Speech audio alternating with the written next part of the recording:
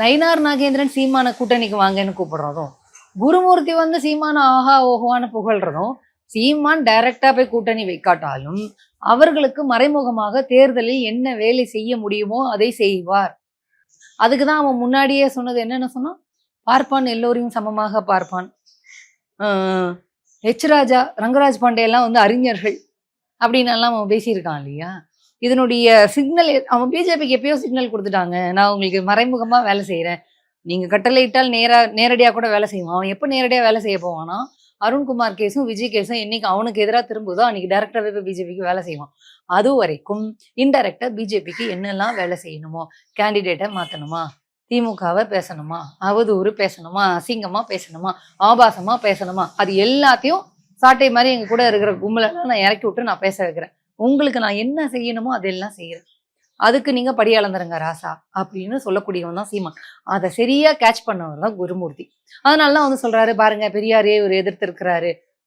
நான் அதை தான் சொல்ல வரேன். இவர்கள் எல்லோரும் திமுகவை எதிர்க்கிறார்கள் அப்படின்னு. குருமூர்த்தி சீமான புகழ்ந்தான்ல. இப்ப நான் ஒண்ணு கேட்கிறேன்.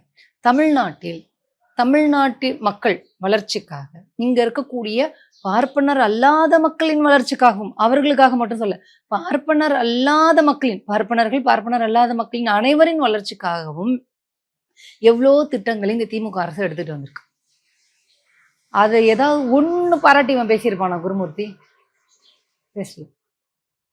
ஆனா சீமான புகழ்றான். அவர் தான் சொல்றாரு, திமுகவை அழிப்பதுதான், திமுகவை தோற்கடிப்பதுதான் எங்களுடைய ஐடியாலஜி அப்படின்னு.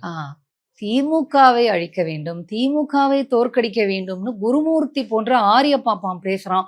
அதுக்கு சூத்திர சங்கி சீமான் போன்றவர்கள் வந்து வேலை செய்யறாங்க அப்படின்னு சொன்னா, அதை தான் இப்ப நம்ம என்ன யோசிக்கணும் அப்படின்னு சொன்னா, இவன் என்னைக்காவது இப்படி நலத்திட்டங்களை எடுத்துட்டு வந்து மாநில உரிமைக்காக போராடிக்கிட்டு இருக்க, மாநில வளர்ச்சிக்காக வேலை செஞ்சுட்டு இருக்கக்கூடிய திமுகவை ஒரு வார்த்தை கூட அவனால பாராட்ட முடியல. ஆனா சீமான் ஒரு பாலியல் பொறுக்கி, அக்யூஸ்டு, ஒரு ஆபாசவாதி, ஒரு கேங்கே ரெடி பண்ணி அரசு நிர்வாகிகளை ஆபாசமா வந்து போட்டோஷாப் பண்ணக்கூடிய ஒரு கேவலமான ஆளு, நிலைப்பாடுகளை மாற்றி பல தடவை மோசமாக மாற்றி கொண்டிருக்கக்கூடிய ஆளு.